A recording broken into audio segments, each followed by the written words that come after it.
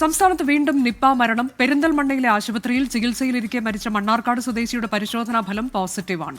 മഞ്ചേരിയിലെ ലാബിൽ നടത്തിയ പരിശോധനാ ഫലമാണ് പോസിറ്റീവായത്. സ്ഥിരീകരണത്തിനായി സ്രവം പൂനെ വൈറോളജി ലാബിലേക്ക് അയച്ചു. ശ്രീജിത്ത് ശ്രീകുമാരൻ വിശദാംശങ്ങളുമായി. ശ്രീജിത്ത്, വീണ്ടും ആശങ്കയുടെ സാഹചര്യമാണുള്ളത്. നിയന്ത്രണങ്ങളൊക്കെ ഏർപ്പെടുത്തിയോ? എങ്ങനെയാണ് വിവരങ്ങൾ?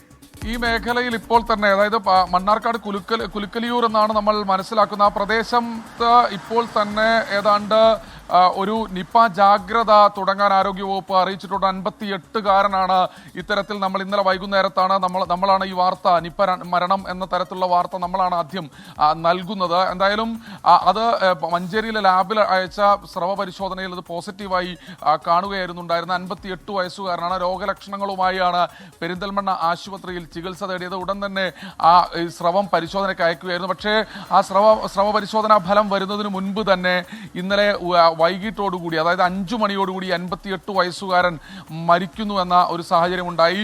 എന്തായാലും ഈ സ്രവ പരിശോധനാ ഫലമാണ് രാവിലെ അല്ലെങ്കിൽ ഇന്നലെ രാത്രിയോടുകൂടി പുറത്തു വന്നത്. അത് പോസിറ്റീവാണ്. ട്രൂനാറ്റ് പരിശോധനയിൽ കൃത്യമായ രീതിയിൽ ഇത് പോസിറ്റീവാണ് എന്ന തരത്തിൽ സൂചനകൾ ഉണ്ടായിരുന്നു. അതിൻ്റെ അടിസ്ഥാനത്തിലാണ് അപ്പോൾ തന്നെ കണ്ടെയ്ൻമെന്റ് സോണുകൾ തിരിക്കാനുള്ള ഒരു നടപടിക്രമങ്ങളൊക്കെ ആരംഭിച്ചിട്ടുള്ളതിൽ ഏറ്റവും ആശ്വാസകരമായ കാര്യം ഇദ്ദേഹം അധികം യാത്ര ചെയ്തിട്ടില്ല എന്നതാണ് ഏറ്റവും ആശ്വാസകരമായ കാര്യം.